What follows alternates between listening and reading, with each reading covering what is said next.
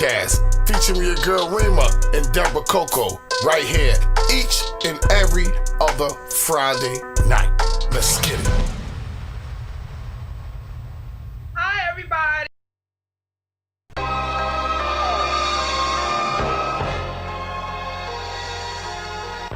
I can't see Facebook though. You see Facebook now? Nope. We have to do it from our phone.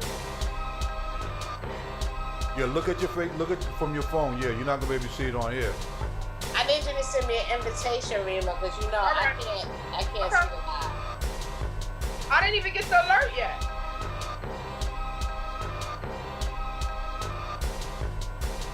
Are we live out? Yes. Oh. I don't have no link or nothing. I'm on the page. I don't see anything. Hold on. I'll take care of I just got something just now. Oh, we live. it. See it there? I don't got nothing. I didn't get anything.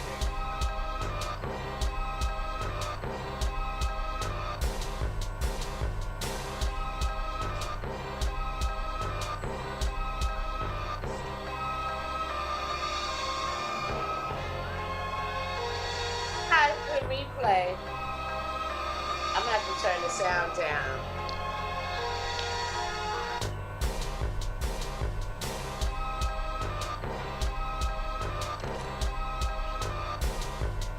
This is so cute. How can I share it to my page? I want to share it to my page.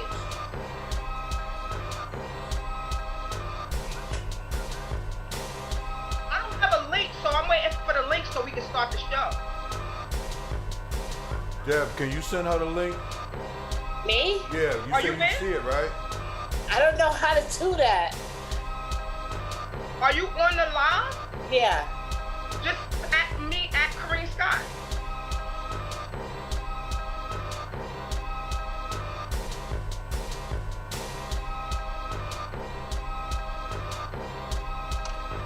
This never works when we.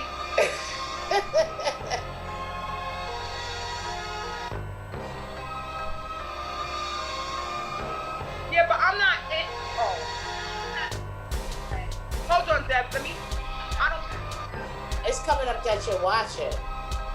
Right, that's what I said. It's not. I'm not in it. I'm not in it. It's like I'm watching it. Alan's watching, you watching. So what, am I hosting it? I don't know.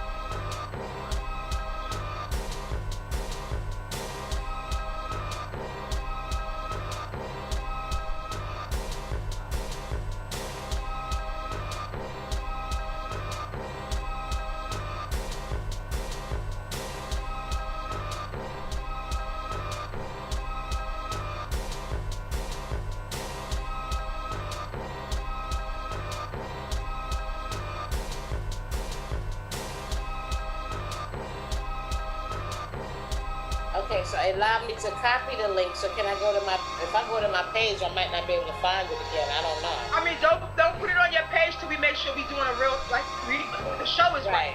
Because Right. that would I'm make on sense. Facebook right Let's now in the show Great it to three Debate. of I can us. see both of y'all. I can see everything. It's showing us with a delay. I'm looking at it, but it's like I'm a viewer. It's not like I'm doing the show with that.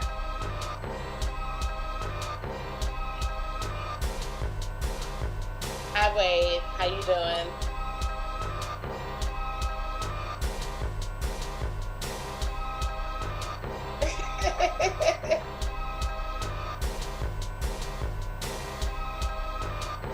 Okay, wait, come back in about 10 minutes. We're trying to work out some kinks.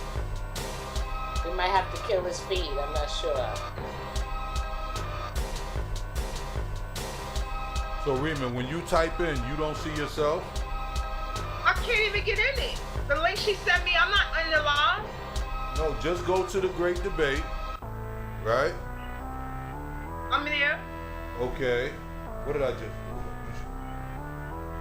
Right, go to videos, I see it. click on it, and you should be able to type in there. It should come up I as you. only see our old video. I don't see.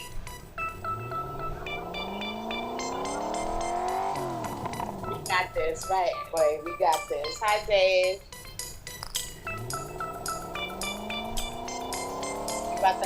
discussion. Y'all see the topic? All right. Now I'm in, but it's a lag, right? There's always going to be a lag. No, No I matter just what- want to make sure I'm in. Yeah.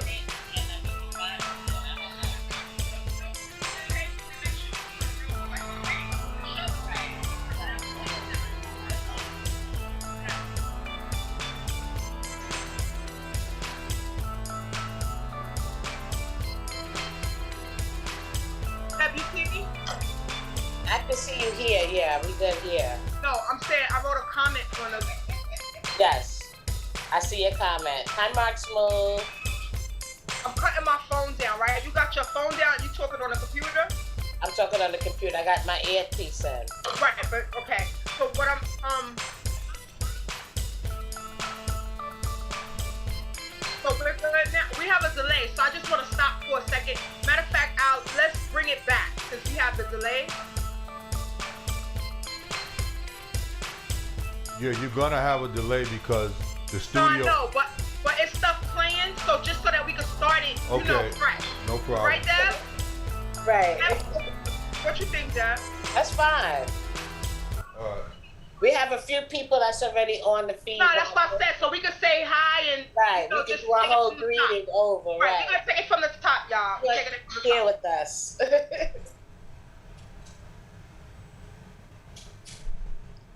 Naisha brought the hookah. Look, I got the whole kit.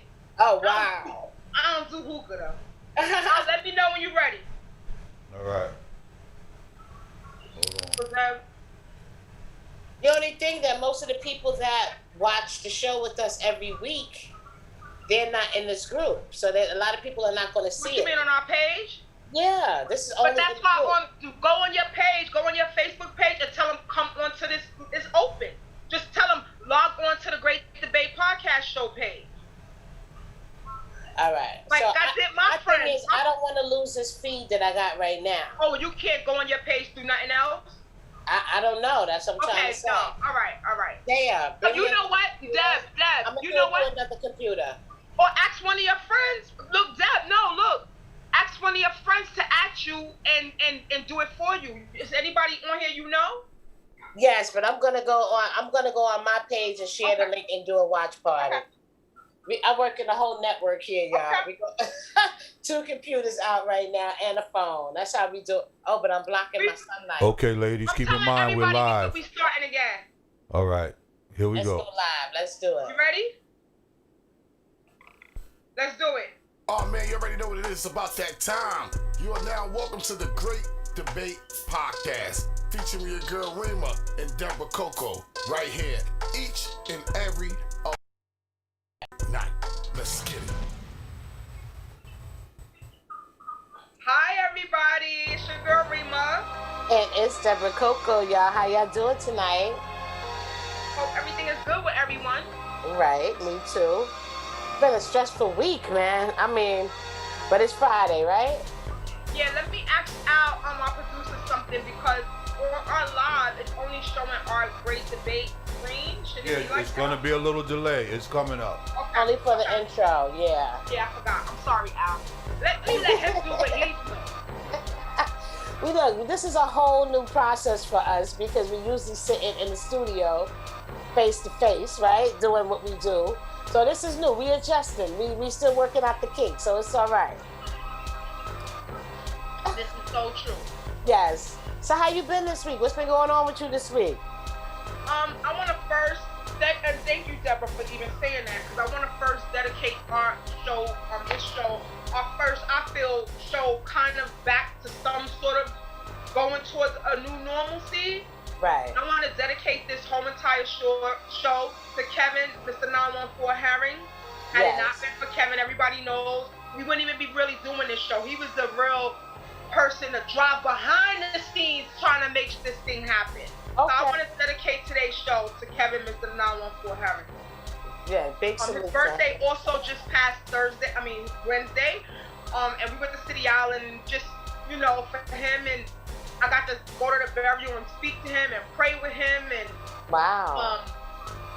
And he's in such a upscale Mr. 914. It's it's just beautiful where he is. So I know that he's happy, where he's at. And I just wanted to dedicate this show to him because he really cared about this show personally. He really did.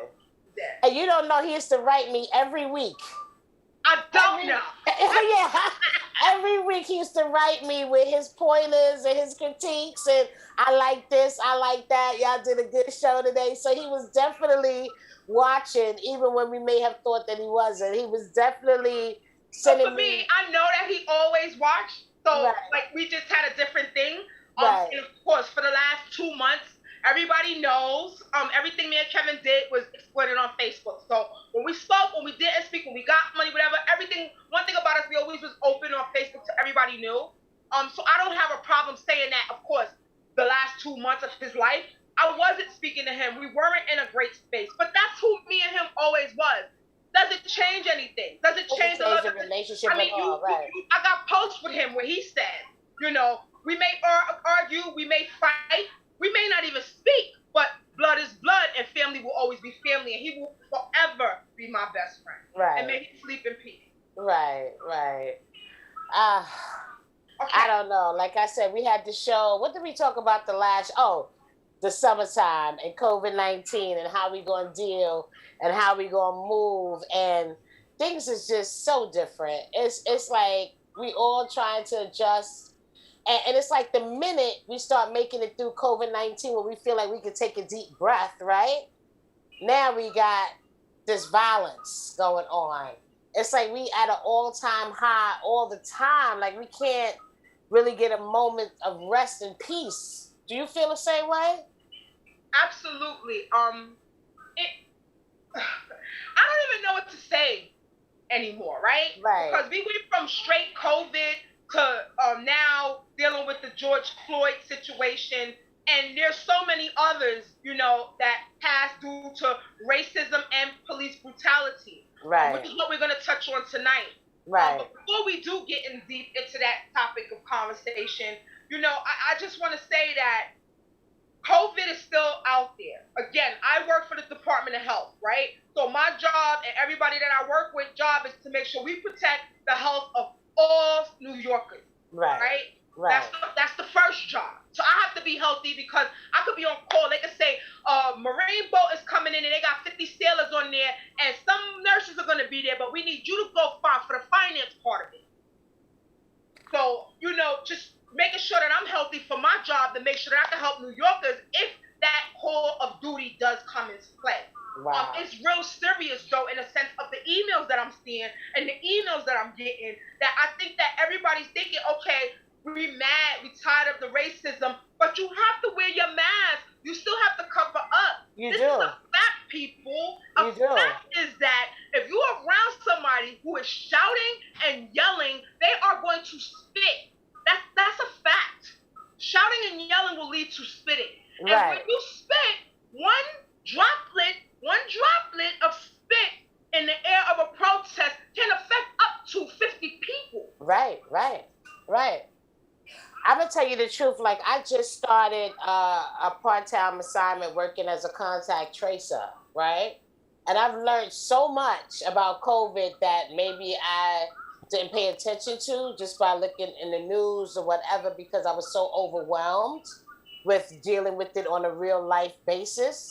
But to find out the symptoms and what they're doing. So for those who don't know, there are like 1,000 people that was hired through New York City to be a contact tracer. Some are investigators, some are monitors. So the investigators actually find out those who have been exposed. The monitors follow up with those who have been diagnosed with COVID-19. And what they do is they call the people that have been diagnosed, find out how they're feeling, find out what symptoms they have, and it's actually being monitored by New York State. Also, within that conversation, they are I'm asking you, who was you in contact with? Who are some of the people that have been around you maybe 2-3 days before you started feeling any symptoms, because that's also a period of time where you can be contagious and you can infect others. It can come 2, 3, up to 5 days before you even feel a headache, have a headache or start coughing or experience a fever. So a lot of people don't even know that. You could be playing spades with somebody, but the job of a monitor is to call those who don't know that they've been around somebody who's been exposed and tell them, look, you have been identified as being around somebody who has been diagnosed. Now I got to find out how you feeling, what symptoms you're experiencing. And I need to let you know that you need to isolate or quarantine yourself. And I need to find out what services you need in order to stay home for 10 or 14 days. Now, let me ask you, is that list large? Oh, it's thousands of people. It's thousands. I would imagine. Yeah, it's thousands of people. But the sad thing about it is that, just imagine you being home, you getting a call, ring, you answer the phone, hello, and I'm telling you that you have been around somebody who's been diagnosed with COVID, and now, no matter what you're doing, you need to stay home for 14 days. Right. So we have to make sure that you have supplies, like resources, like you can have food delivered. Do you have somebody bringing food to you? Do you have the proper housing? Are you living amongst people? Do you have a space where you can go and isolate yourself? Because if you don't, that's when they refer you to go to a hotel, right? And the hotels that you don't know is paid by the city. You do not have to pay for that, right? Then they have to, they put them. Right. There's a hotel where they will put you. That you would have your own bathroom and you would have meals delivered to you for 3 times a day. So that's a service that the city is offering for those who don't know. And I mean, and what website, is there a website or something that people could go to? There's not a website, but like I said, if you could actually call 311. Hi, Coco. You can call 311 to get more information. If you feel like that you're experiencing symptoms, you can actually call 311.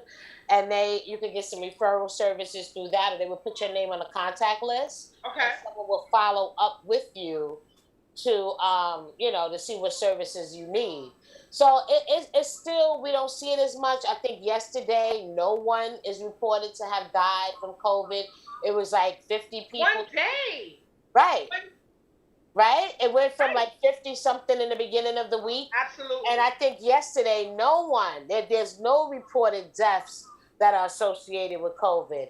So I went outside today. I seen a bunch of people walking around in groups, no masks, smoking cigarettes, passing. So everybody thinks it's gone now. I think it's dangerous. I think it's dangerous. I just don't understand why people would think all right, it's over. It's over. Protested. It's over. It's 90 degrees. We could go outside, hit the park, sit on the bench, smoke, drink, do what we used to do, pass everything around. It's like it never even happened when you look at some groups of people walking around, which is very scary. It's unfortunate because that means that it's going to come back. Right. If we're not careful and still take precautions that we need to, this whole thing can happen all over again, or it could come with a different strain and be even worse than the first strain. So we definitely need to stay aware and stay conscious and still protect yourself. Still wear your gloves. Have your hand sanitizer, wash your hands. Still do the same things. Do not give up on that kind of process too fast, right? Right. Right, Coco? He want to sit the whole show. Right, Coco? See that? She want to sit the whole show. Yeah, I hear her, but I'm like, it's still very, very serious. So for those who missed the show last week, make sure you tune into that. We gave some good information. We did a poll, actually, to see how people was feeling, right? Are you going to jump back out there? Are you not? Are you going to lay low for a little bit? Like, how you going to do this? I want to do another poll now. Okay. I want to do another poll now. We should do a poll on, so there was a lot of debate over George Floyd having a funeral versus us not being able to do funerals. Right. And I had someone extremely close to me pass during the COVID situation. And it was extremely hurtful. We couldn't send him off properly. And even I losing that person understands the difference of George Floyd having his funeral. But that's me. That's one isolated person. But you're not the only one that feel that way. A lot of people feel that way. Because it's a bigger it's such a huge message. Right. If you gotta sacrifice to let him have his homecoming, to send that bigger message down, then that's what we gotta do. Right. It's not about my family and why George could do it and my family can't. Black people, come on. I have something to say about that too, because we have to look at each state had a different stay-at-home guideline, and each state started to reopen their states at different times. So we're talking about when this first started in March, and especially like the beginning in April or all of April compared to now in June. So it's just a little different situation, and it's a little different time. Although we still have to practice social distancing and still wear masks, it's just a little bit more lax now compared to how it was in the beginning when they didn't know what was going on. They said that COVID was a bigger, his funeral was just a bigger message altogether. The message is what made it okay, right? The overall message, because it was universal, right? And like Al Sharpton said, America has had their foot on our neck for 400 years. So whatever's happening, everything that's happening now, this present time, was probably meant to happen. Like this is being brought to the forefront. We're super tired. We're tired. I also want to add that there's so much I want to add. Add it. I also want to add that this day right here will never ever come again. We at the height of the fight. This is not the time to say, okay, go back inside. So even though I am one who I'm not in the march, because at the end of the day, I have to stay healthy. So if I am on a call to protect New Yorkers, I'm healthy. Right. And my I'm on a contract that states that you can't be around that environment for those reasons, right? But I will say, Debra, that we have to push harder than we ever did before. You got to salute the younger generation, the millennium. We was Generation X. We got to salute the millennium. Because at the end of the day, they are kicking the motherfucking door. And you know how you're going to stop racism? Everybody want to know how you're going to stop racism? Keep fucking taking their money and fucking up the money. If you fuck up the money, even Trump going to protect us. I promise you that. Everybody like, oh, you fucking up the money, but it's your neighborhood and how you gonna shop and your neighbors. It's not our money. It's not our money. And believe you me. Right. But not only that, bigger than that. You think that the crackers who got all the money gonna let this country ever go under? All the fucking money this country worth? We can fuck this shit up to Timbuktu. They gonna fix this shit in a blink of an eye and get it running again. Right. Only black people think stupid like, oh, we burn it down, we stay burned. Even if some boss got to come up. You think as much money as this country is worth? Fuck it all the way up. Fuck it up to the ground. They gonna fix it anyway. I wish I could show this video that I saw yesterday where this young lady was saying she was feeling some type of way about all the commentary she was seeing about people talking about the looters and the protesters, but she stuck on the looters. How she was the same thing that you was talking about how we messing up our communities and all that. None of those stores belong to us. We work for them stores and we put our money back in those stores, don't we? We don't keep none of that money. That money gets recycled right back to them. And let me add on to what you just said. And they don't even give it back to us. Right. And they don't even let our kids play basketball. Right. And they don't even feed our kids lunches. They say we poor and we dirty because we need our kids to eat lunch. But meanwhile, your generations of children grew up under our money. Right. It's time for a change, people. And I'm so mad that my friends on Facebook don't think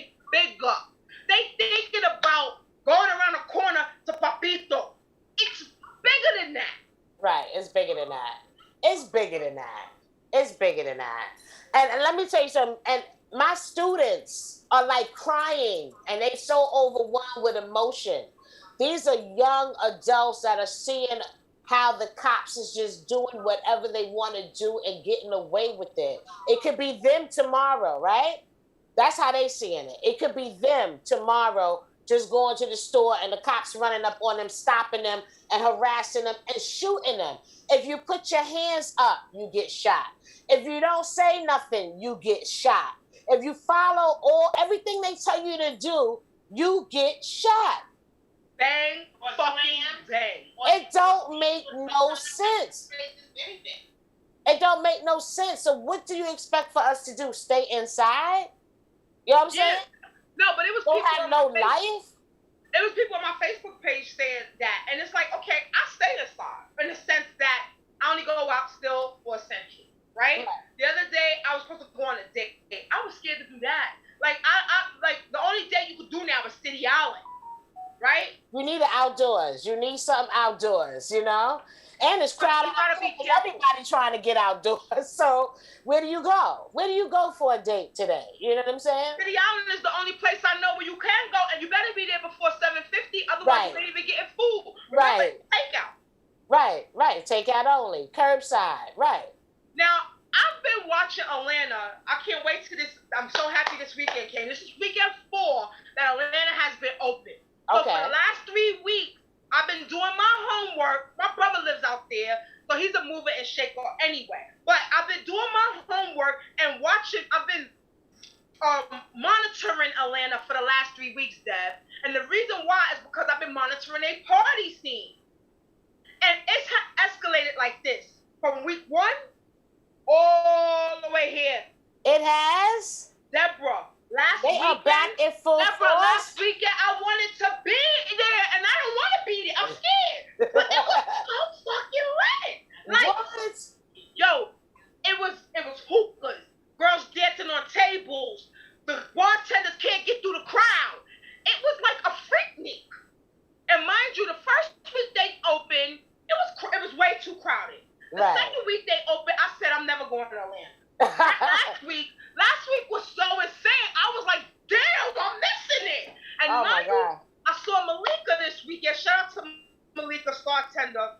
I saw Malika this weekend, and Malika was like, yo, I got a call about Atlanta. I said, bitch, my brother begging me to come out there. He said I would kill. Like, it's so much money for somebody like me and Malika out there right now. Wow. The bag is, but I can't be around people. Like nothing ever happened. Like nothing ever happened. Deborah, I'm gonna send you some video. I want you to see it for yourself. I need to see that. Your mouth is gonna hit the floor, though. I'm gonna tell you that. And I can't wait to see what this weekend look like. Now it's raining, so it may be. Georgia's gonna be raining too. But I'm gonna still watch. But I thought last weekend, Deborah, they stopped the traffic in the street like we used to do back in the Freaknik days. Yeah. In and outside, twerking with short pom pom shorts out the top of cars. They stopped the traffic. But they had a day party. Now my brother, man, Leo, and them, they had a day party already. Now the day party they had looked like a park because it was like a club where it was open on the walls. You could see the outside, like the walls had holes in it, where you could see the outside, but it was in a club. It probably had like at least 800 to 900 people in it. What? So that's 800 to 900 people. I don't really know what to say. I'm not ready for that. Maybe because New York experienced too much death. You know what I'm saying? Like we got hit close to home. Atlanta didn't reach the numbers nearly as what we reached. And so Atlanta I can understand Atlanta is still very much segregated compared. Nobody's New York now. Atlanta will come close. Atlanta, LA, and Vegas open today too. I know. Everybody on top of each other. Right. Atlanta's still segregated, right? And New York is just so claustrophobic. So congested. It's just like I want to just like get away. So do you think that the mode of transportation had anything to do with that? Because like here, we ride in the trains, we ride in the buses, we're on top of each other. But even in Atlanta, you're driving solo but they or have with the your own MARTA. people. They do? They have the MARTA. It's called the MARTA. Like we have our MTA, they have the MARTA. But the MARTA is not like MTA. The MARTA is like northwest, southeast. Okay. It's a very direct. It crosses Atlanta like this. Very direct. But I'm quite sure it don't hit the numbers we hit, right? You know what? Yeah. New York City is the transportation hub, so you have a lot of international people that switch flights at JFK or LaGuardia and then go to another country. So right. All of that traveling back and forth, and with all the people and all the tourists and things like that, and family members and this and that, it was bound to happen. I can't explain it. Like I said, if they would have seen or experienced what we experienced, I don't think it would be the same as what you're talking about right now. It can't be. It can't be, right? That would be crazy. That would be crazy. We have different outlooks than everybody else when it comes to keeping ourselves safe because we got hit so hard. The hardest. I'm trying to figure out if anybody in the chat knows how to instruct me how to share this to my page. Please let me know. Hi, Kevin. And when you find out, Debra, let me know because we don't. It's a lot of people not following us that normally follow.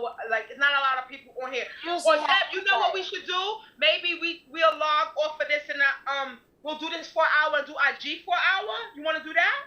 I don't mind, but the thing is, if we could just figure out how to share it, let me know if you could share it. Yeah, I'm listening, but I'm also on my other computer because I want to share. I hit share, but it's not going to my page, which is weird. You know, I can't. Miss Al, I need to figure out how to do the live. But Al Williams is right there. Hey, hi, Al. I'm right here. If you could text me or email me, let me know how I can share this to my Facebook page, and that would be most appreciated. Because I'm on a whole other computer over here, and I'm trying to. Matter of fact, I don't even see the live in the group, but that's a whole other thing. But I'm just trying to figure out how I can share. I don't see the live in the group either, Al, and I noticed that it's not. Okay, whoever's watching, let me, because I forgot it's a delay. Hi, Ellie. I see some friends though. Hi, Chris Ali. Hi, Wade. Hi, Ellie. Like Kevin Anderson. You know what, Deb? Let's tag some people in. Okay, because I don't know. Tag some people. Okay. How about we do that? All right. Yo, tag a friend, everybody. Tag a friend. Yeah. Right? That's tag a friend. Duh. Right, because I don't know how to really. We're trying to work this out, but all I'm saying is, I'm listening. So many things that led up to this whole release of aggravation with everybody hitting the streets. I know earlier in the week everybody was like, well, where's Farrakhan? Where's Al Sharpton? Where's Jesse Jackson? Where are all the people that we look for when we have these type of situations going on? And Al Sharpton definitely represented at the funeral, right? He definitely showed up, did that speech, which I need to listen to. I'm so sorry. But I did watch the actual video. But if you had a chance to watch the funeral, Rema, what are some of the things that stood out to you? Because I need to be informed of what happened at that funeral. Okay. And if we tag people, it works good because I see people coming in. Okay. So what I saw at the funeral first was Al Sharpton was the perfect person for that service. He was. You couldn't get nobody more. There's nobody who filled those shoes like Reverend Al Sharpton. No, nobody. He made me feel so proud to be black, yo. For real, that's what's up. I felt so proud. And you know, Reverend, he don't know how to act sometimes.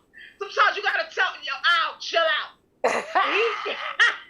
Let him go, right? No, he was good, and you know, I feel like, you know, it's a good thing. It's a good thing that we are looking out for one another. We making sure that, you know, we all are good in a sense. Right.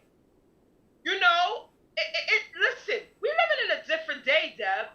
This is not soft affirmative action. This is like hard affirmative action. Right.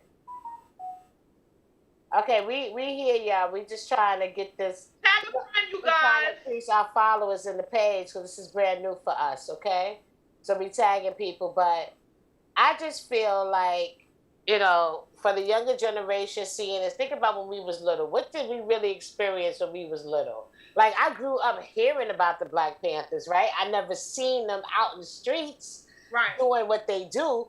These kids, this generation is growing up seeing injustice and also, on the other hand, seeing people that look like them out there in the streets with a purpose, right?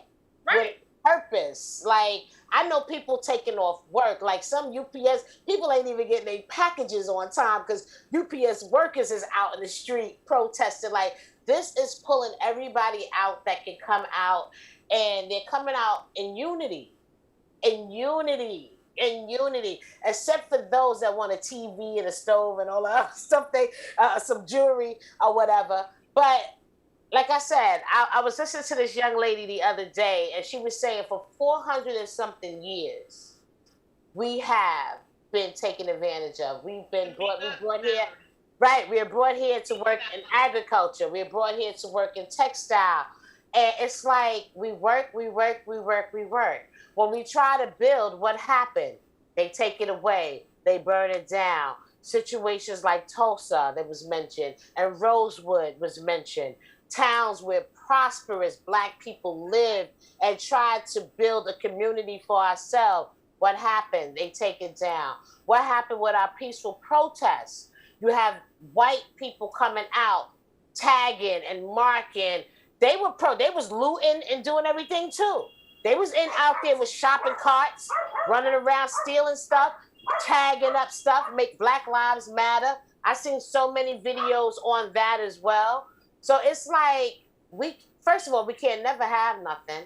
Music, fashion, style, whatever it is that we create and start building, they need to have a piece of that, right? Don't you notice that?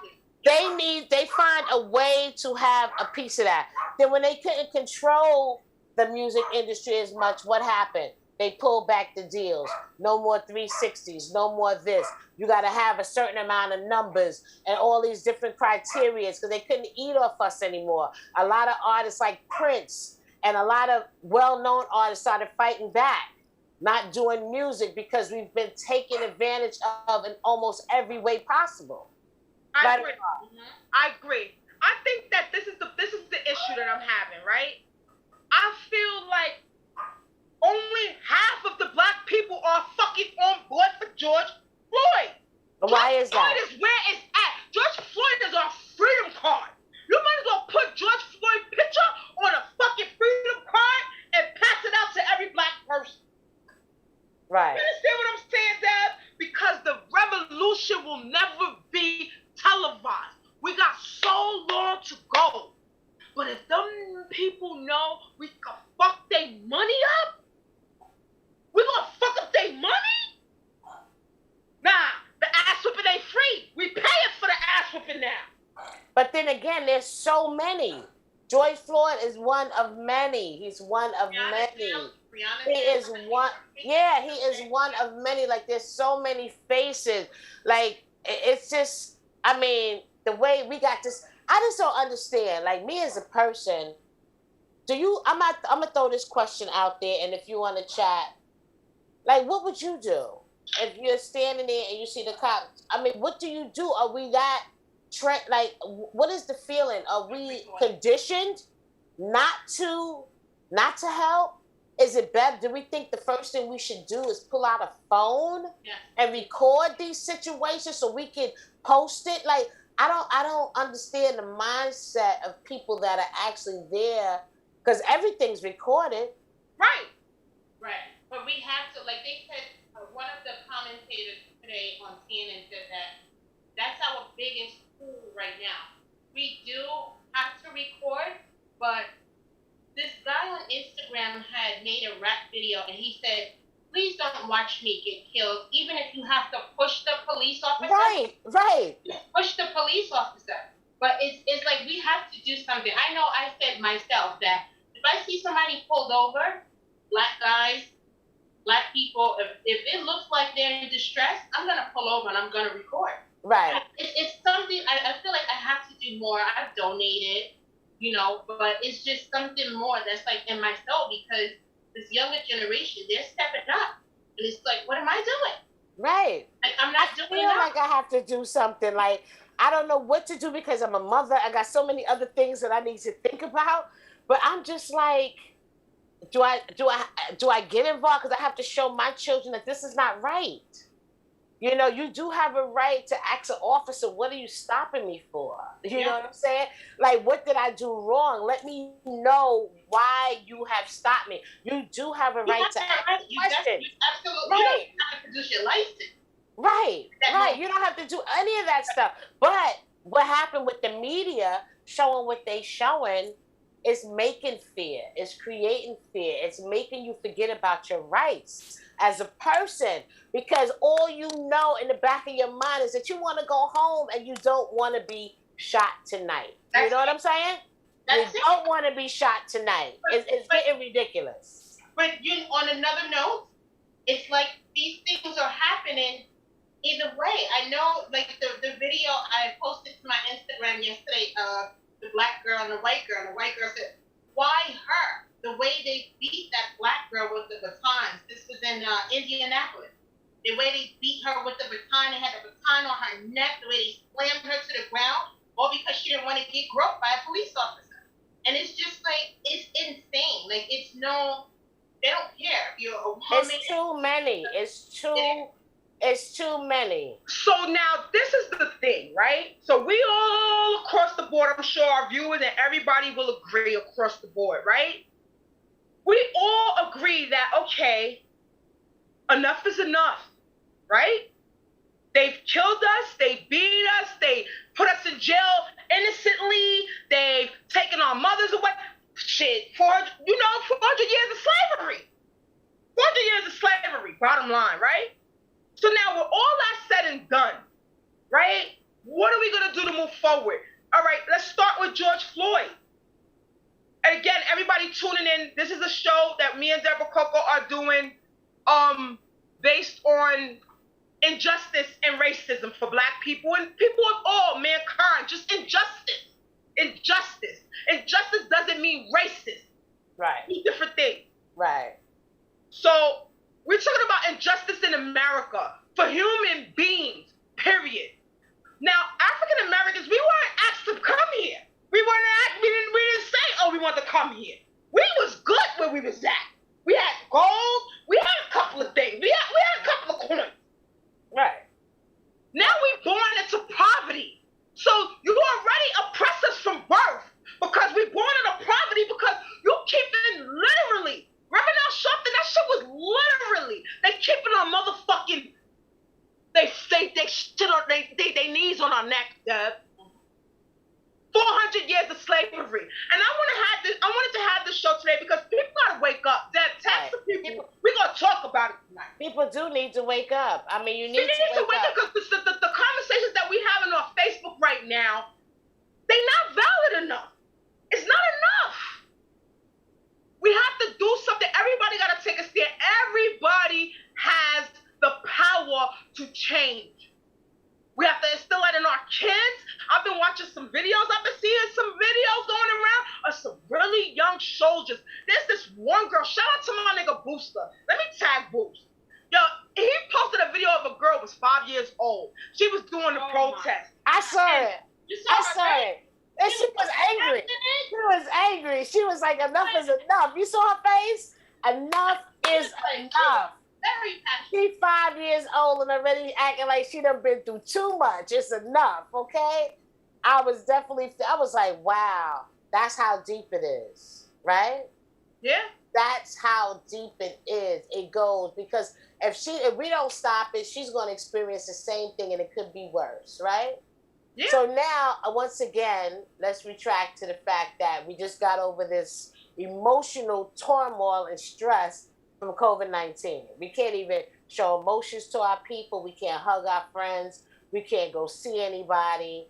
But meanwhile, we home and we seeing these cops acting reckless. Now we under what? We got to be home by 8 p.m. what happens after 8 p.m. You know what I'm saying? If the cops catch you in the street, nobody's there to even see what's going on. Like, it's so crazy. A woman on a train with her baby gets thrown around because she don't have the mask on, and there's all these people around her not wearing a mask. So I don't even understand why you tackling this girl to the ground with her kids. There's such a lack of respect for life.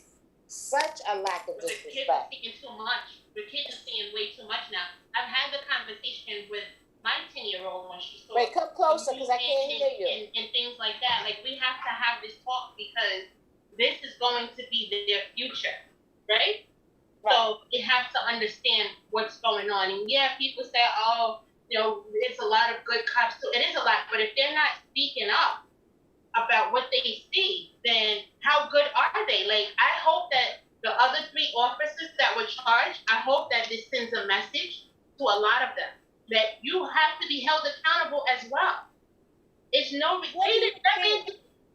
What do you think is the politics behind a black officer working with a white officer? I mean, we don't need to really just say black and white because it could be a different kind of mixture. What do you think would make a black officer stand there and act like everything's all right, like this is normal? Because he probably wasn't shit in school, and then he got a badge, and now he wants to be a big bully.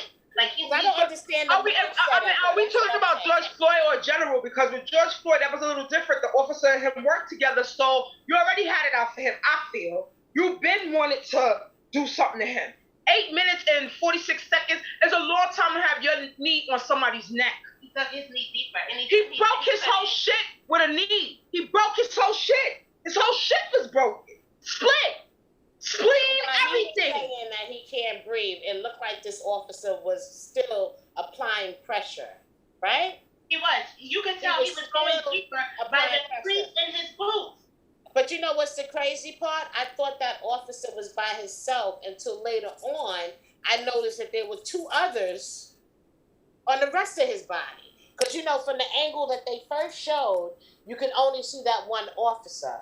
Then later on from the other angle, you can see that there was 2 other officers involved. And this is all because of what? A check? A fake $10 bill? A petty crime. That was Sheree, shout out to Sheree Fraser just wrote something in the group chat that was really important. Big shout out to Sheree. And Sheree, shout out to Ebony, David, and Patricia. Good on the check-in. But Sheree, you reading what Sheree wrote, Deb? He said, we are not the minorities, we are the majority. And if we stand together, we will be a force to be reckoned with. See, they are not ready for that. They are sure not ready for that. Okay? Amen. They are not ready for that. Amen. We talking about more than guns. We talking about a little bit of everything. I want the spear. I want everything. The machete. I want everything. It's true, though. It's true. Because at the end of the day, we are a threat, right? You keep somebody oppressed, that's a threat. You don't keep oppression, that's not a threat. If people that's not a threat, you want them. They basically tailing you. They tailgating you. But do you understand how crazy this whole society is? Because we are people of beauty, of essence, of greatness, right? We are the ones that, when you go all the way back to Egypt and the pyramids and the designs that you see, we created so much. We've contributed so much to this society, to this world. And for one group of people to viciously, from generation to generation to generation, try to keep us down and make us feel that we are not of that greatness, that is, just think about that concept alone. That is so crazy. Right? That you have people that are going out of their way, teaching their young 2 and 3 years old to hate somebody based on the color of their skin. Like, this is crazy. It is. And it's crazy, but it's hopeful crazy. And we, as Black people in general, have always been on that tail end of the stick where it's crazy, non-hopeful. Rodney King. See, Rodney King for me was the first time I said, oh, they playing that shit on the news? Because I see it every day. But, I see that shit on my TV? Let's go back to the comment. So, I like what Sheree just said. Go ahead, Dad. me just put a little more so I can see the whole thing. Yeah, Sheree. They need to stop taking those cops from suburban places and putting them in the damn hood because they don't know how to react to people in the hood. That is so true. I think it starts with the system, right? I think it's a systematic problem because you cannot place somebody in a neighborhood that they are fearful of. If they are scared of the people in their neighborhood, they will not relate well. They will not have understanding. They will not show compassion. They will not be empathetic. None of those things. They coming in with fear and guns blazing. That's what's happening. That's what we are subjected to because they don't even understand the people that they are supposed to be serving. Absolutely. And Mecca Core said, shit, we've not, wait, I'm sorry because y'all know I'm blind. Hold on. He says, shit, we're not ready for that. It's true though. It's so sad. Rest in peace, George. And absolutely, you know, shout out to everybody on the check-in that's checking in. This is an affirmative. Shout out to everybody. We appreciate it. This is affirmative action tonight. We on some affirmative action tonight. You know, shout out to everybody on the check-in. Yeah, you're right, Connie. Black lives don't matter, and that's what it seems to be like. But you know what? Enough is enough. And we gotta stand tall. We cannot let this bypass us. This George Floyd situation is coming to fruition for a reason. And because this is a new generation, us OGs, we tried it the Martin Luther King way. It does not work. You cannot go home and be quiet. You gotta fuck the money up. If you fuck the money up, the top niggas gonna protect us. Cause he gonna say that ass whipping ain't free, y'all niggas. It's costing me money. I'm looking crazy out here as the president. I'm gonna protect these colored people because they're not gonna fuck the money up.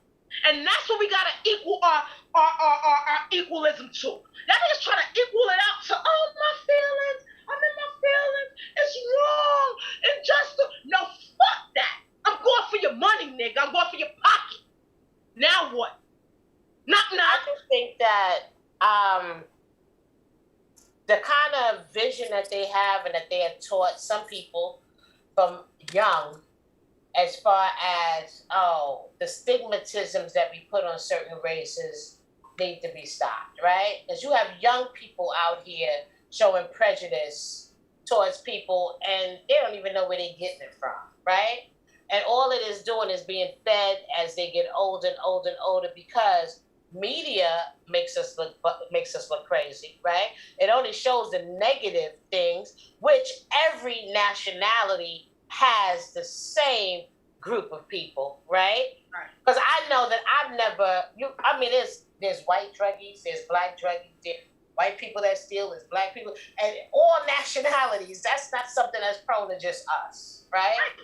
So it's the brainwashing of the television that reinforces this type of negativity to begin with, right? And people that don't go outside or are not exposed to people of different races, it is very hard for them to adapt and to understand because they grow up with a certain mindset, which is wrong.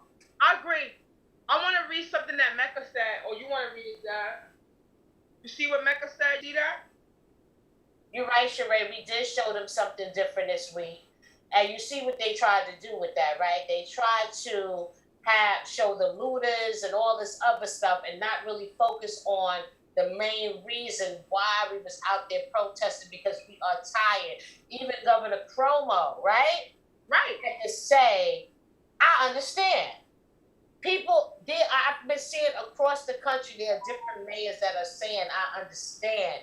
There are different mayors that are taking money out of cops' funds and putting them back into the community. Let's see if it's used appropriately.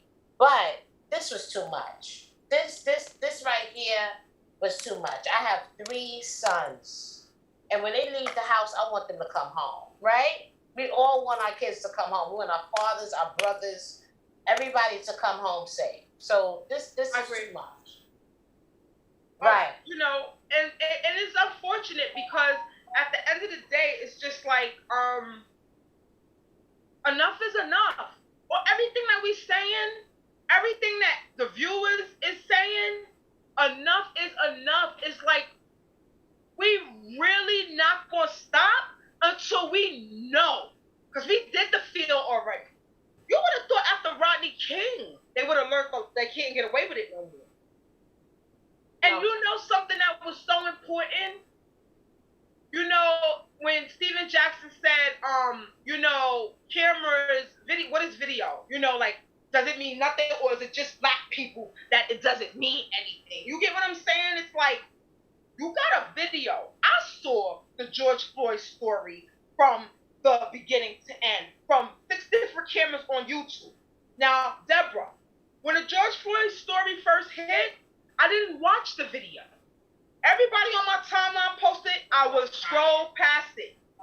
Now, I was standing firm because I come from a militant family. I come from fighters and leaders. I was a union delegate myself for 12 years, and it gave me anxiety I never had. For fighting for others. I caught a sickness I'm going to have for the rest of my life. Fighting for others. I wasn't wanting extra pay. Right. So, what I'm saying is, when and because of my back, I couldn't watch it. But then, last weekend, I said, I'm being ignorant. I'm defeating the whole cause. How the fuck you gonna stand firm for something you didn't even see it? You pussy. You can't even watch the video. And then I went in my bedroom. I cut on YouTube. I found a YouTube video that showed 6 different cameras plus the young 17-year-old video. So I got everything. I'm all angles. They give me time frames. Everything. Right. So after I watched this time, and this is the thing, and to all my viewers, if you watch this video from the beginning to end, it will forever change you and floor you. But you gotta watch it from the beginning to end. And I thought I wasn't gonna be able to do it. Because once you see these people screaming at 3 minutes, you niggas was 8 minutes. 3 minutes, niggas like, he unresponsive. He was unresponsive at like 3 minutes and 6 seconds. He was unresponsive. To hear people scream, so you can't even use the defense that, oh, I blacked out. You can't even use you blacked out. And then there's video cameras from every angle, so you can't, like, lie. And with all of that evidence, it still took them more than 24 hours to lock these people up. America, I pay my taxes, motherfucker. That's why I say it is systematic. Something has to be changed in this system, right? There has to be something added. Look, when I start a new job, what they do, ethics. We got to watch videos about how to treat people of transgender and all these other, you know, biases and all this other stuff. What, they don't give cops the same training? Because they obviously are not getting the same training that we are subjected to when we just start a little clerical job.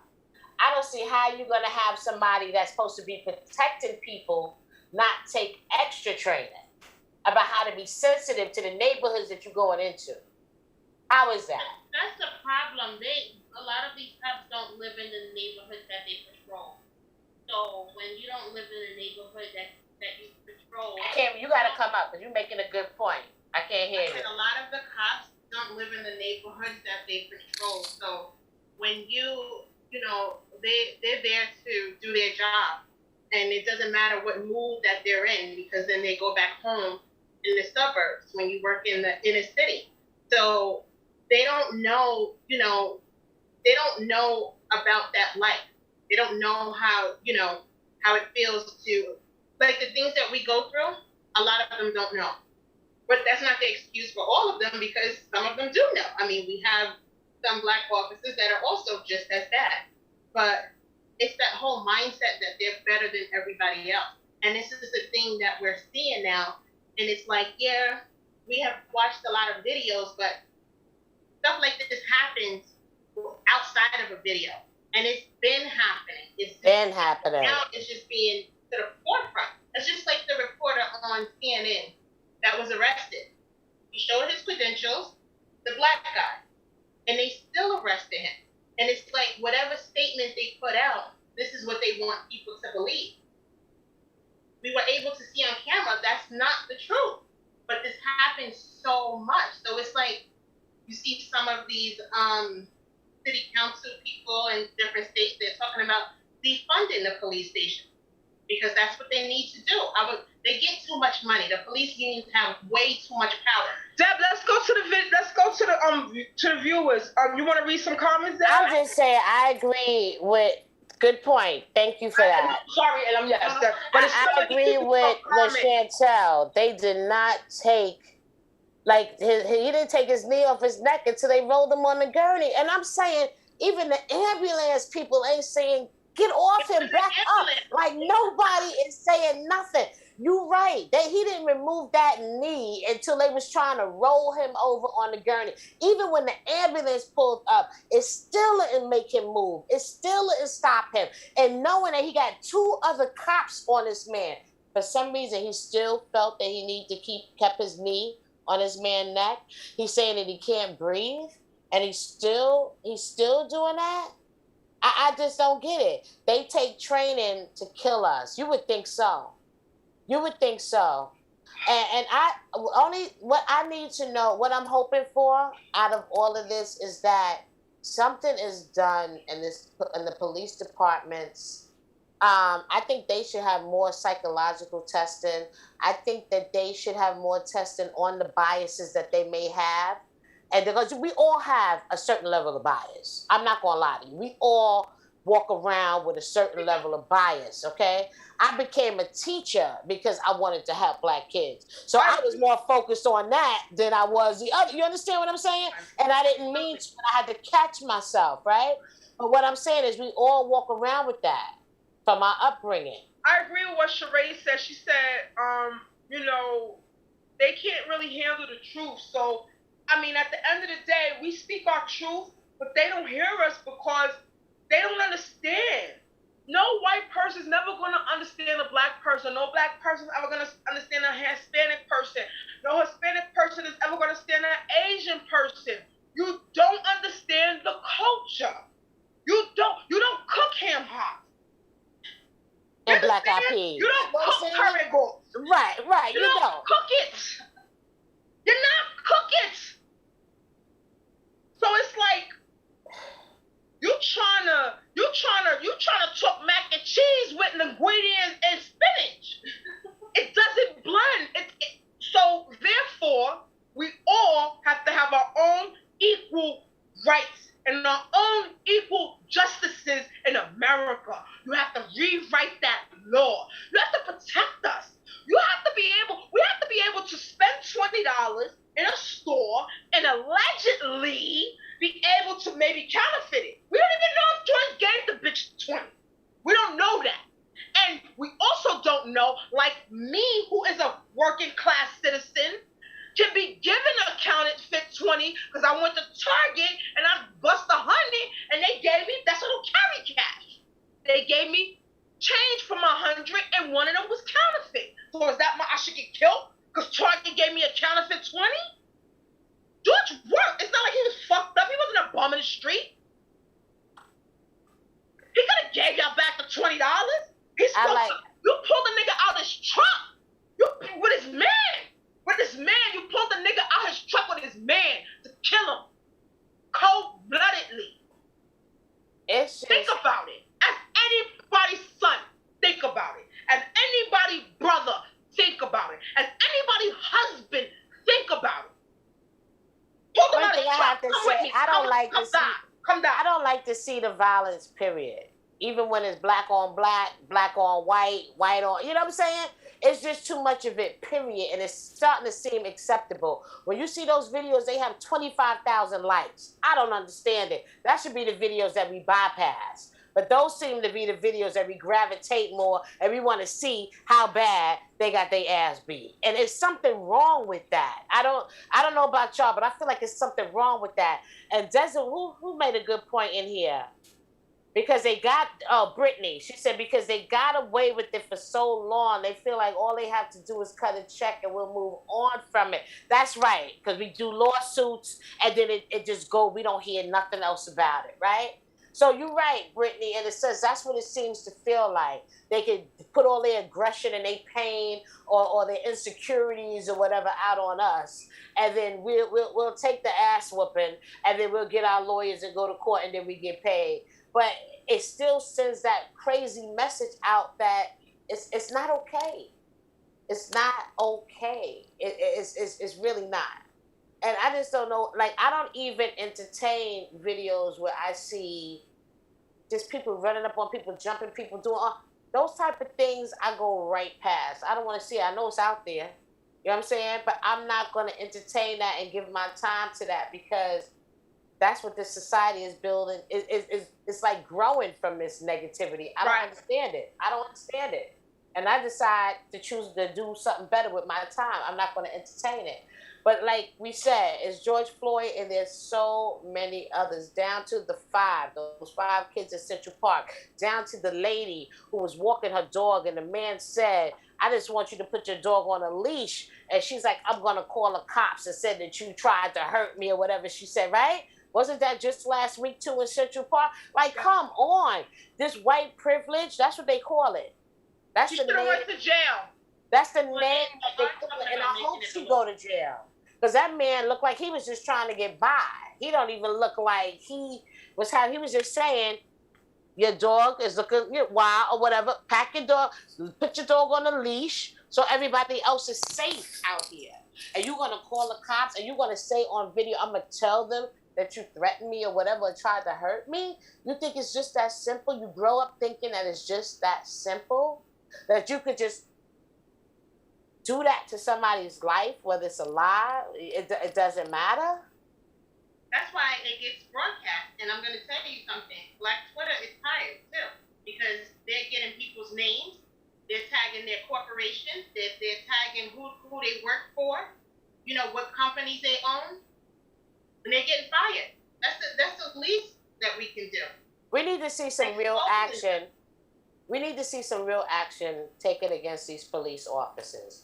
Giving them a desk job, giving them a different type of duty and keeping them on the payroll is just not enough when somebody has died, when they have went out here and really intentionally caused harm to somebody. It's just not enough for them to be sitting at the job doing administrative. So to me, justice in America for George Floyd, in my idea, and viewers, write what y'all feel justice would be, and we're justice for me for George Floyd would be the person who actually had the actual knee on the neck. He goes to the electric chair. Yeah. Done. The other 3 remaining, they get a 25 to life. Give them a 25 to life because they didn't do it. They just I don't see it. Give them a 25 because in the streets, if it was my brother, I would want my brother getting 25 to life for acting like he ain't see a murder. Give him 25 to life for the 3. And then, and viewers, please, write in what you feel justice for George Floyd would be. So, again, justice for George Floyd for Kareem Scott would be, and Debra, I'm going to go to you next, and Naija, and we're going to go to some viewers, would be the officer who had crushed his neck gets an electric chair. The 3 remaining officers, they get 25 to life. My reason for them to get 25 to life, because it was 2nd degree murder, not manslaughter. Give them 2nd degree. And if it was my brother or somebody to me, if they looked the other way for a murder, I would want them to get 25 to life if they was wrong. Right? Boom. We done with that. Now, America, what you gotta do to give us George Floyd back and every...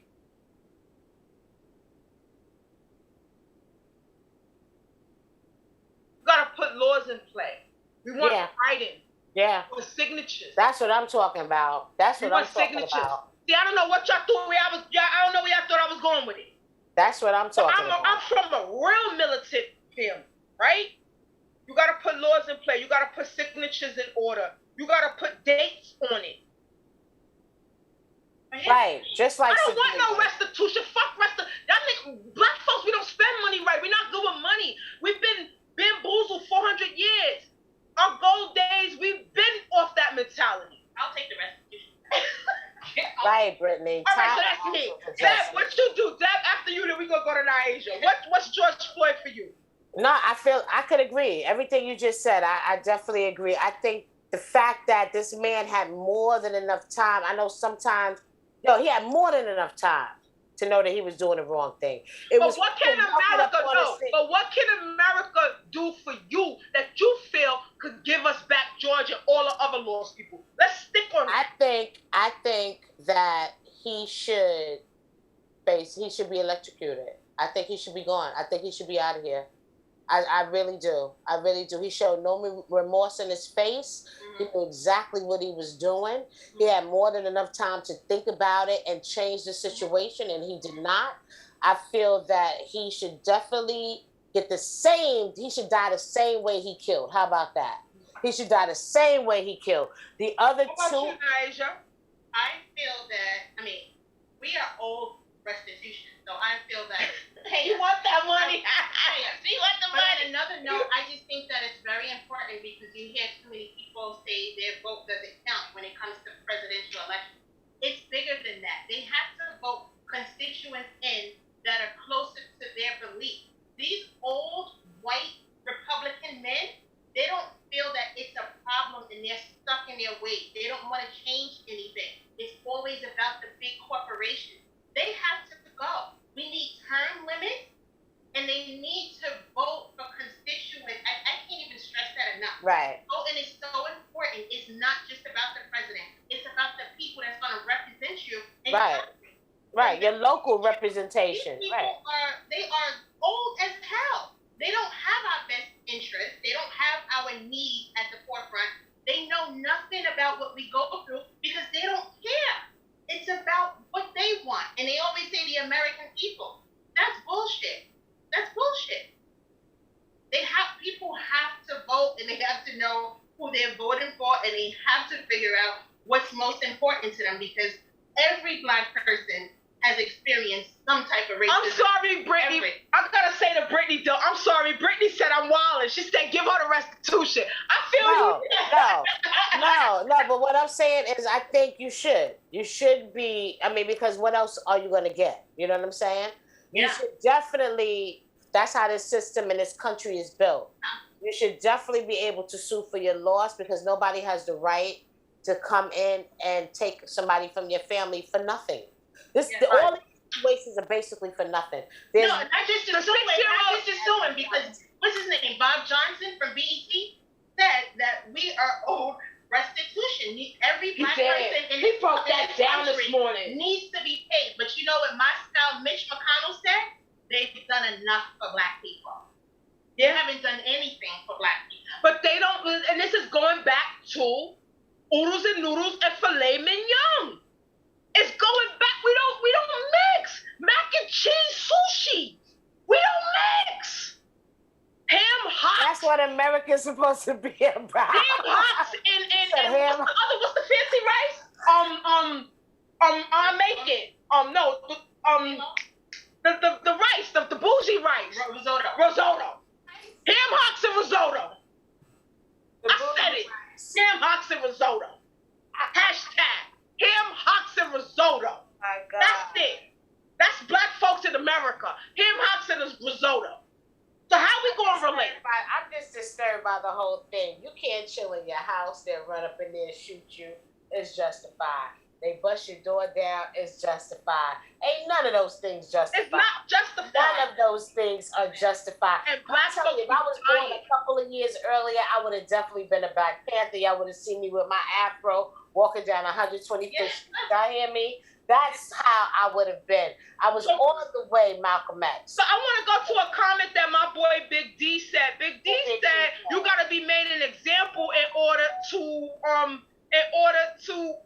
if they want to walk away, this country is going to turn this shit upside down. So, D, I'm with you on that, right? So it goes back to fuck up the money, America.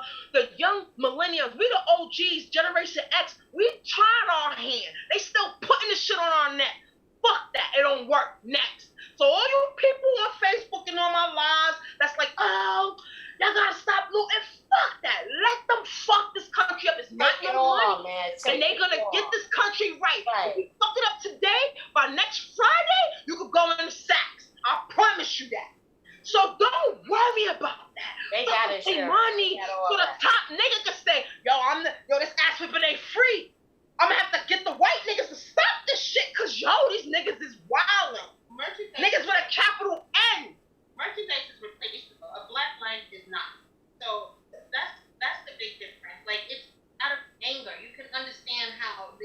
I lost the feed. I'm sorry, I lost the feed. I don't know what I just did. Here we go. You want me to tag you? I got it back.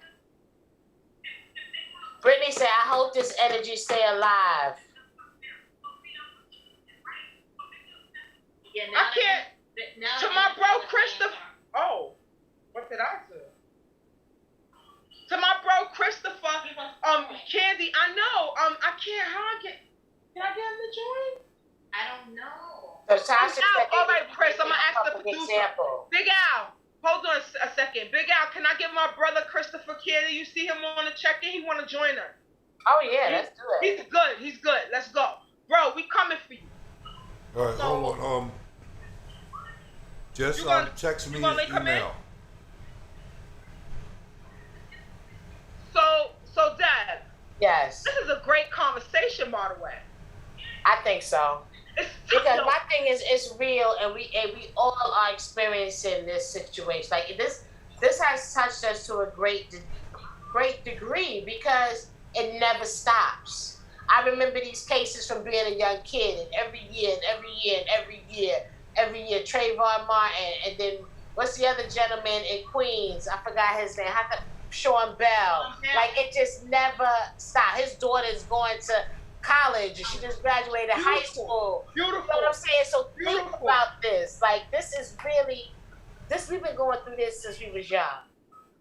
And we don't want our kids to have to keep going through this. And it seems like they're getting more crazy with it. So something has to stop. They say that where you live. They tell the police don't kill don't kill us where you live. Forget that looting. We don't have no investment in these companies. These companies are pulling up and they thriving and surviving off us. They don't respect us. We walk in there, they follow us around like we're going to steal something. You know what I'm saying? And then they hire us for minimum wages and don't give us nothing.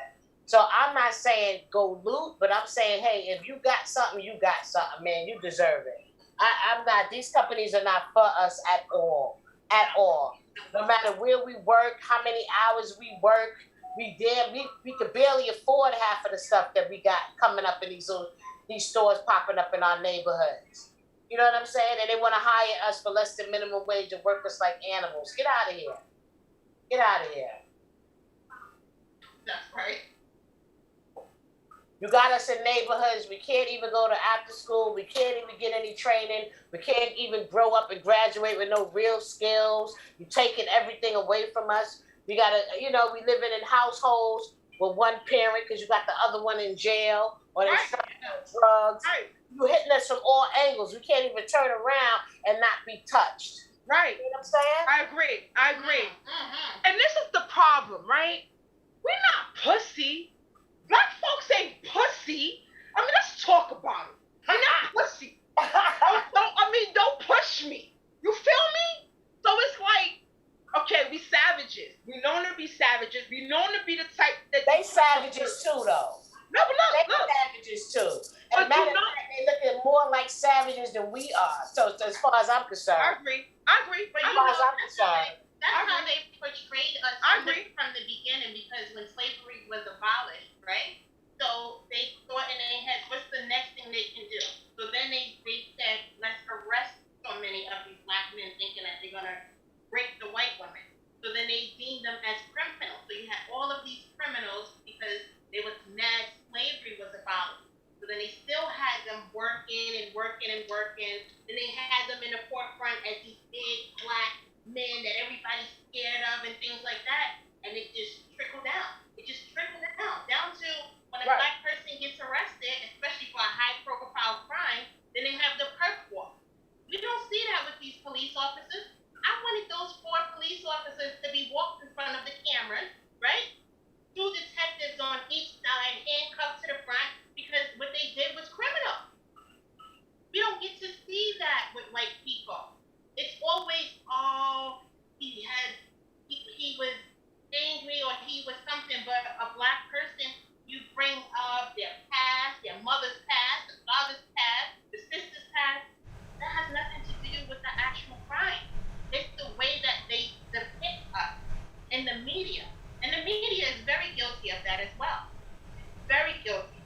It's all designed. It's all designed to make us feel inferior. Once we get that, right, we will learn to continue to always work on ourselves. We will learn to show love to ourselves. We will learn to teach our children how to love. I don't know. Like I said, it's so systematic and it's embedded in us from infants. You know what I'm saying? Right. None of this is okay. None of this. No. Everybody on this planet is valuable. Everybody on this planet deserves to live. Especially we put into a country we didn't ask to be brought into. Right. And that's not fair to us. You bring us here to beat us and kill us? Think about the logic that America got going on. I'm here. At this point, I'm here. You know what I'm saying? Brought me here and y'all gonna kill me and beat me and I'm living poor. You already got me entrapped mentally. I'm living poor, and on top of me living poor, born into poverty, I already got the odds against me. And then you gonna kill me, nigga? You flood our communities with drugs. America's the nigga. You flood our communities with drugs. You take all our males, our parents to jail, right? And you leaving these kids out here homeless, trying to survive. No parents, no nothing. No guidance, right? No structure in their lives, right? Then you got this whole rise of gangs, right? Because people are looking to belong. To understand what their purpose is on this life, and they're being misguided by those who didn't have nobody show them what life is really about. So how do you teach children about economics? How do you teach children to have their own? How do you teach children that are worried about survival and making it in these streets? Because if they're not killed by their friends, they got to be worried about being killed by the police now. The people that they're supposed to be going to when they need help. This is the type of stuff that makes you go crazy. No, Dad. We're not going crazy. No, but what I'm saying, if your mind is crazy, but those that don't have nobody in their ear telling them what's really going on out here, imagine how you can fall victim to all of this, right? To all of this. A lot of people don't have somebody that knows what really is going on, telling them, guiding them, teaching them how to avoid all these traps out here. That's how we have all these gangs. That's how we have people out here doing all the things that's being done. I live in a complex where 3 businesses under it almost got robbed for looting. For what? For what? You just want to get in and get what? Get pills? What you need to break into a pharmacy for? What do you need? What do you want out of there? You know, I'm like, I just can't explain it. I just can't explain it. I could explain it. Our people have been confused and bamboozled and what they glorify. You got to think about it. I will break it down for our viewers right now. The people who we idolize, Lil Wayne, he's a dope head. He does syrup. Jay-Z and Beyonce. Jay-Z won't even do a fucking march with the people. So that's it. I don't care what you check you right. Kanye did though. I heard Kanye was out there. I know, but I need to see him walk. Kanye walked. I need to see niggas walk. If you're not walking, fuck you. If you're not walking, fuck you. Michael Jordan actually made $1 million. Michael Jordan, he posted out, and you know what? Michael Jordan got a crawl before he walked. So what Michael Jordan did was a crawl. And we're going to give Michael Jordan a crawl because he's the OG, and what he put out through the Jordan brand, we're going to take that. Right. That's true. Because we done gave him enough. We done gave him a lot. Jay-Z and Beyonce, we need y'all walking. I don't give a fuck what I don't care about your jets. I don't care about your checks. I don't care about that. I need you, Jay-Z and Beyonce, even if it's for a half an hour. Even if you do what Floyd brother did, he wasn't feeling good. The nigga got in the caravan. Fuck it. Even if I get in a fucking car, but I need to see you at a motherfucking march. I need to see you outside. I need to see your face. I need to have your face to George Floyd. Okay, well, I still feel like Beyonce's always been for the poor. I feel like these celebrities could do more. Yeah, you got money. So to give up up money, what is that? You got money. That, I mean, they giving up $1 million is like, probably $1 for us. That's your nothing. Check. Fuck it. Your check don't mean nothing. That's right. low shit. You doing low shit. I'm from the streets. You doing low shit. You doing low shit. You can't do low shit for Floyd. You can't do low shit for Floyd. You can't. The Floyd family deserves enough respect because they're gonna change the game for the black people, whether we get equality or not, whether we get to the quality line or not. The Floyd family will change black people forever. So when everybody's on Facebook, IG, Twitter, and y'all typing, oh, Floyd shouldn't have had a funeral. Oh, Floyd shouldn't have had a protest. Oh, they was rooting for Floyd. Oh, Floyd was a counterfeit nigga. Oh, Floyd lost his life. Oh, it was an accident. Every time y'all post, keep in mind that black man is going to change black people's lives forever. Look, I thought Martin Luther King was going to change our lives too. No. See, the generation is different. This is not a Martin Luther King generation. Understand? This is not a Martin Luther King generation. No, what I'm trying to say is they don't have those leaders. Stay focused on that. No. Because we gotta go with the generation. I'm a promoter. I'm gonna take it to all the promoters. Shout outs to the promoters. I'm gonna take it to promoter game. When I promote all the crowd. I like a 30 and over the crowd. But the 22 and under crowd, my son crowd, them niggas is the ones who bring me money. I don't like that crowd. You understand what I'm saying? It's the same. Flip it now.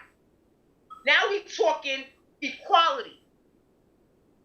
It's the same formula. The millenniums is not doing what we did. They not following Martin Luther King, I had a dream.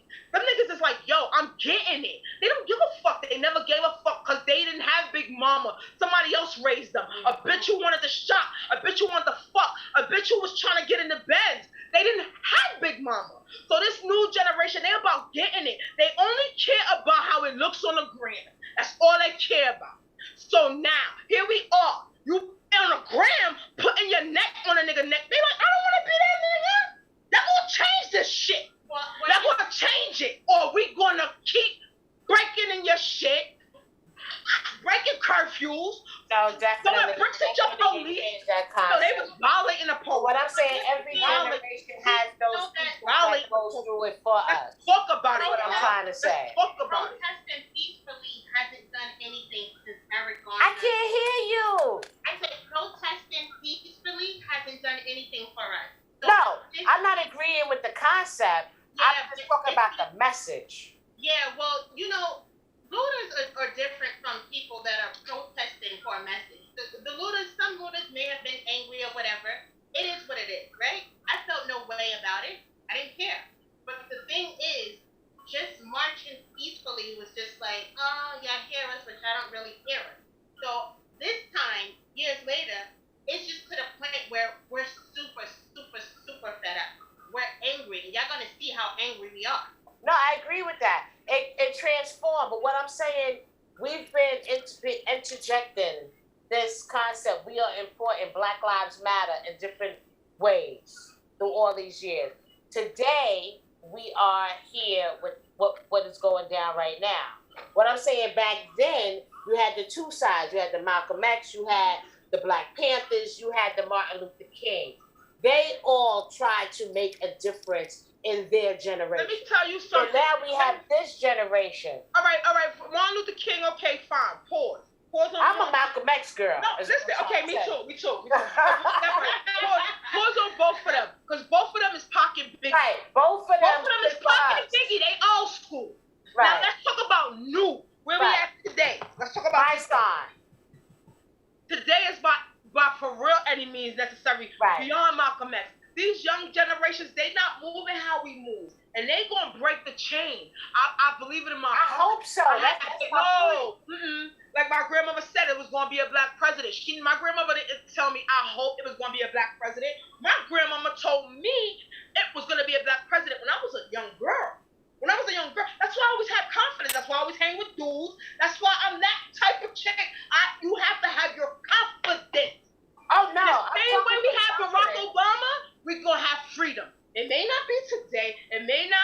George Floyd, but we will eventually get equality. But if we let up now, oh no, yeah, I'm not saying by any means necessary. I'm not hardly saying to let up now. What I'm saying, every generation is we have our representative, our spokesman. Today, I actually see my son, who's very political, young black rapper, who's out there definitely doing his thing, and he's not backing down. He is definitely making his points. Shout out to my son and Tamika Mallory, right? Absolutely. Shout out to Tamika Mallory out here, and I'm quite sure there's others, but I'm sorry, I've really seen them too for the past week. Of course, every generation, because we're going through it, we're experiencing different things, and we have different elements to add to it. Okay? So I'm not saying that. What I am saying is that the system, see, we have all these spokespeople, we have all these people coming out and saying these things, but if the system does not change, if the concept and the reality of these police officers that are supposed to protect us do not change, that's what we need to be fighting for. Change within the system. Right? Yes. That's it. That's my point. Yes. That's the only point I'm making. I don't care who it comes from, right? It can be coming from Mary Poppins. Long as it's for black people to get the just due and the recognition and the respect as people who are here, who are working, and who are benefiting, contributing to this society. That's all I care about. You know what I'm saying? I agree. Yeah. I don't want to worry about my sons going to the store and if they're going to make it back home. I mean, this is the thing, right? So I have a son who's 31. And my son lived with me till he was 18. And from him being 1 year's birth to 31, and him leaving my house at 18, because now him being 31, right? But from the time he left 18, I always was the type of parent that was like fearful to get a knock at my door. Right. So I set rules in my house that he had to abide by until he left. And I mean, they was crazy. Like, I used to be like, you can't stay out past 12. And he used to be like, Mom, I'm 17. And I would be like, when you tell me what's in the street past midnight, then I'll let you stay out. But if you can't tell me what's past midnight, and because I was sold from the street, I was really that parent that was afraid to get the knock at the door, Deb. Me too. You know what the knock at the door is? You don't want that. You don't want that. You don't want that. You don't want nobody knocking at the door with no messages, right? The only person you want coming through the door is your son with the key. That's it. That's it. That's a whole fact. Everybody hashtag a whole fact to what Debra said. That's it. A whole fact. Yeah, it's not hashtag that. I need to see that. But no. Hashtag that. Right. A whole fact. So, being a young black mother, having a young black son, and his young black father not really being there for important parts like virginities and girls, but I really had to. And one of the rules was, don't let the guys I'm dating tell him take out the garbage, wash the dishes. No, he's my son. He's my, not king, he's my son. Because with my son, this is the thing with sons, with boys. You have to really raise them and teach them that life ain't free. So I never glided my son. If you have company and they pulled out the toys, you got to stay up to midnight to put them up and go to school in the morning. That's on you. That's on you. It's responsible. We go to the restaurant, me and your father might pay for your chicken and fries. Now you want shrimp, you might have to pay for that. You might have to meet us halfway. That's how we rate, you know what I'm saying? Right. Because life ain't free for a black man. And you don't want your black man to be shocked ever by a white man.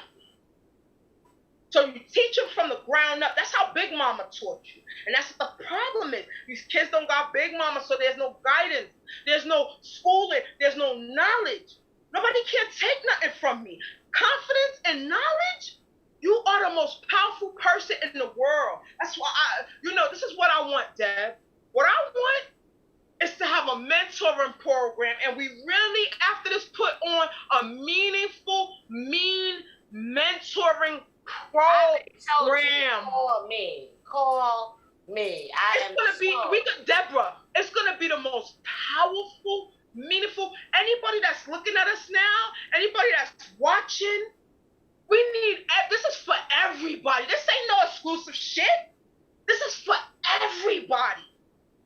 Mentoring. It don't cost you nothing. I just want 2 hours of your time. If you can give me 2 hours of your time, contact me. Find me. That's true. Wait, Mecca made a good point too. She said, see, the problem, the world believes that black people just believe that we are all MLK followers, and that is not true. We had Malcolm. That's so true. The NOI, the Panthers, we had people that was ready to war. And you are so right.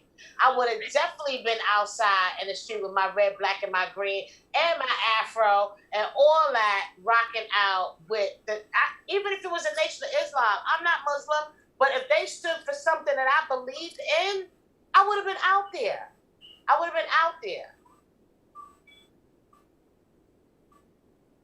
It says, only me, no man takes to my children, talks to my children. Right.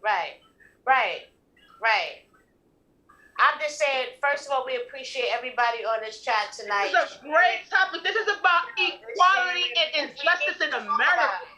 Right? It's about injustice in America. We are passionate tonight. We are so passionate tonight. Enough is a motherfucking enough. Stand the fuck. Feel that shit in your core. They are doing us. They took a man out his motherfucking car. Who the fuck ain't get a counterfeit by busting a 20 or busting 100? We don't know what this end of the story is, but he ain't here to tell it. It don't even matter what it was. He didn't deserve to die. That's the crazy part. And we watched it in broad daylight. Black people, we watched it in broad daylight, black people. In broad daylight. Like streets, like cars moving. Broad daylight. It wasn't dark. It wasn't do the right thing. It wasn't Styles behind the pizzeria. Nigga, we watched that shit in broad daylight. A 17-year-old filming it. Please, at 3 minutes. 3 minutes, it's called film. Please, stop. He's not responsible. He's not responsible. I actually had the nerve to see one mayor say, oh, he kept saying that he couldn't breathe. Let's talk about it. He had to breathe to talk. I'm like, what? Let's talk about it. He called for his mama. His mama's dead. His mama's dead. He called for his mama. You crush his esophagus with your knee. 8 minutes and 46 seconds. George Floyd lost his life. You stand for 8 minutes and 46 seconds and see what that feels like. On your neck, nigga. If you look on Facebook, they are countless people that have lost their lives. Thank you, E-Paper. E-Paper said we got a beautiful topic. Shout out to E-Papers, yo. It's just. And Choo-Choo, good on the check-in, Choo-Choo. What's up, sis? I see you, sis. Let's talk about it tonight. Sis, let's talk about it. Everybody on the check-in, let's talk. Yo, they doing us dirty. They pulling us out of our trucks and putting their knees on our neck like it's free on a motherfucking day, on a sunny day. You driving by, somebody getting killed. And people warning him. He didn't black out. He didn't zone out. He did not know. People said in 3 minutes. Yo, he's unresponsive. Begging, please. He's unresponsive. You kept it there and crushed him with your knee. He survived coming home as a police officer. It could have been anybody. It could have been your son. Right. It could have been your brother. Could have been you. Could have been your grandfather. Could have been you. Could have been you. Yeah, I don't think it depends on the fact of it being male or female. It could have been you. You know what I'm saying? It's just very sad. And then we get to see the funeral nationally, and it just brought all kinds of emotions to people that don't even know him and that felt. And going back, Deb, to the poll, so the viewers that's just new want to check in. Y'all gotta tag people. Let's talk about it. This is a real topic tonight. This is what we need to be talking about. Tag somebody and school somebody. Tag them right now on the live. Let's talk about this. They had this one lady in the crowd. She actually came, I think, from Atlanta. She said that just hearing George Floyd scream for his mama made her want to and be there in Minneapolis for whatever was going down. She was like, she felt like he called all mothers to come forward. You know what I'm saying? He called for his mama and she was dead. She was gone. She wasn't even on earth. And he called for her. So how much pain? How much pain was he in? That he called for his mama and he knew he wasn't even in his right state. He wasn't even in his right state when he called for his mama. He didn't let him go. He didn't let him go. Imagine how he must have felt laying on that ground, screaming, and seeing people standing there with their phones out, watching, recording. And please, y'all, everybody that's on this check-in, stop recording and not helping. We gotta break out that chain. Please, y'all, let's lead by example. Please, a little bit of people will help a lot of people. We gotta stop just with the recordings and the posts. Stop recording and stop thinking about how hold on. Social media. You know what I'm saying? Hold on. I got something to say. I really do. I want to stop for a second. Shout out to everybody who lost somebody during this pandemic that's going on. Whether it was corona or not, if you lost somebody during this, shout outs to all the people that we lost. Right. Next, I'm going to say this. As Black folks, sometimes we get confused and we in our emotions and we don't know what to post. We be confused. We be hurt or whatever. But there's an honor and respect that you pay somebody, that you would pay them if they were living, if they were walking the streets and they was walking this ground. And you view them as such. Don't post people fucking caskets. Don't post people in they dirt. Don't post people who don't got grass on top of their motherfucking coffin. Don't post people who don't got tombstones with their names on it. Don't post people who you didn't speak to on the phone at all, other than things of parties and bottles. People are human beings. People are not Facebook memes. People are living human beings. Stop it. Stop with the social media. This is real life. People live real life. You don't post people as you would not if they were living and walking. If you didn't speak to them daily. If you didn't know who they was as a person outside a motherfucking party. Respect people. Respect. Let them rest. They like naps. They don't like people. They don't like visitors. They didn't like visitors when they was living. You're right. It's disrespectful. Right. That's all I'm asking. Right. Respect people. And I'm going to leave it at that. I had to say that. We are becoming so disconnected, right? We are becoming so disconnected. We are worried about who's going to be the fastest one to post something, who's going to get the most likes from something. We are just losing what life is really and truly about, and that's the scary part. My brother Swayze Dogs on the check-in, he was saying about the corruption and how, the recordings is needed. See, this is the problem, dogs. Video don't mean nothing for color folks. When you a certain color, even in the flesh, it means nothing. But that's why we got to change that. But now, with the whole George Floyd, now it may mean something. So we can't let up on recording. We have to record more. But I'm not saying, to me, a recording should be the best defense if you have to take it a step further. You need to have that actual evidence. But I cannot see myself standing there recording something, watching somebody die. You know what I'm saying? Yeah. Watching somebody, that is not, it doesn't make any sense to me. And shout out to Swayze. He says, shit is so sad. I just pray things change. Got to start with the course with the corrupt departments, but the recordings is needed. But some people need to help instead of watching as well. And I agree. Everybody can't stand there with the cameras out. Somebody got to try to help to me, I can't understand how I'm watching this video of George Floyd and I'm seeing him we actually watched him die. Everybody watched him die. Yes, we did. For all those minutes. And he went to the bathroom part of the whole thing. When he went to the bathroom on himself, and you could see that line, I was like, we knew he was unresponsive, but we knew when I think the first time I saw the part of the video when they put him on the gurney, that was just 2 days ago. I couldn't stop crying. Actually, that was Sunday night. I couldn't stop crying because it was just like they didn't look how they put him on the gurney. And one thing that was disrespectful. They just like act. I mean, they didn't even really try to get him up there right at first. It didn't look like EMT workers because they had it looked like police officers. I don't know what their EMT workers look like, but they didn't look like regular EMT.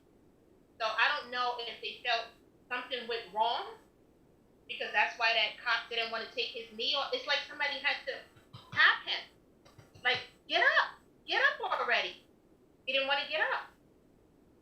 This is a prime example how if you was the type of person that listened to the news and believed everything that was being said from these media representatives, this is a prime example how what you see in the media is not what it really is.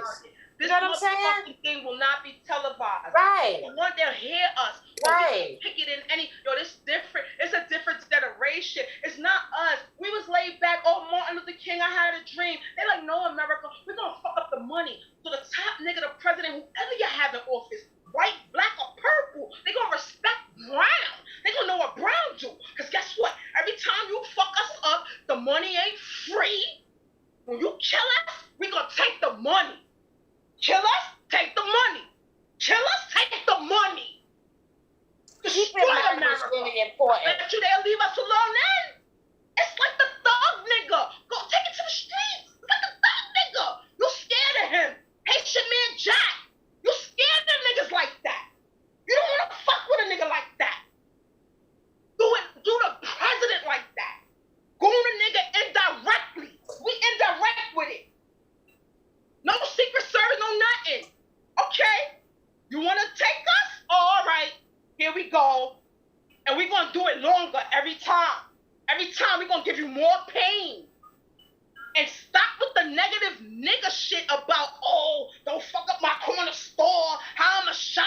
How I'm going to go post. You bitch-ass black bitch to Uncle Tom. Okay, OJ. Okay. Okay, OJ. Hashtag. Okay? Let's talk about it tonight. Let's been changed. And I will say it first. I have been changed. I have been changed through COVID. I have been changed through what I've been seeing in the media that's happening to my people. I am more conscious of trying to support people that look like me, that struggle like me, that's like me, than I am to run to Macy's, than I am to run to Bloomingdale, than I am to shop and get all this designer shit from people that don't give two shits about me, okay? Okay, so let's talk about it. Let's talk about it. And it's not just today, but I'm just putting it out there to the public. I'm not about that. Listen, our first topic on the great debate. Our first topic on the great debate, Deb. Our first topic on the great debate. Shout out to Moya. Our first topic on the great debate was about racism and colorism. At the time, it was hot that T.I. was like anti-Gucci. Mind you, I just saw T.I. with Gucci, but that's another story. So, I'm up there with the Gucci on. Because at the end of the day, niggas gonna be niggas. Stop with the, oh, I'm following the pro. I've never been the type to follow the program. Now, I'm a chick. I rock it. I get money. I like it. I've been rocking Gucci since I was 13 years old. My baby father took me to Fifth Avenue and put me on. At 13, I had no business at Fifth Avenue. But this is what I'm talking about, Deb. Unimpressed by it all, but still do what I do. So at the end of the day, listen, no apology. But saying that said all that to say, I don't give a fuck about a red bottom or Chanel or I'm probably never gonna rock none of that shit again. Right. I got a couple of pouches that I need for convenience. Right. But other than that, pocketbooks and all that shit? What? Let's get a mentoring program. Right. That's what I'm talking about. I got to teach the youth. I got all that stuff. What we doing with the youth? I don't care about that. What we doing with the youth? What we doing with the youth? I'll take the Chanel 3 racks and put it towards the youth. I'll put it there. That's my work. I'll put it there. Who matches? Let me tell you something. Who matches me? Let's go. Let's teach the youth. You have to stand up for something. Stand up for something. I was so proud of my students this week. They was out there protesting. You hear me? Protesting. My students was out there being safe, and they protested because they felt strongly about that, and I supported them. You know what I'm saying? Because this is what it is. Learn to stand up for yourself. Learn to know that you have worth, and grow up to learn that nobody has the right to treat you any kind of way. Nobody has. You know what? With that being said, we're gonna name our mentoring program, and this is our and all our viewers. We're gonna name it. Ready for the drums? Yes. Confident for the youth. Right. Has to be something. Confident for the youth. Confident for the youth mentoring program. Okay. I can rock with that. Confident for the youth.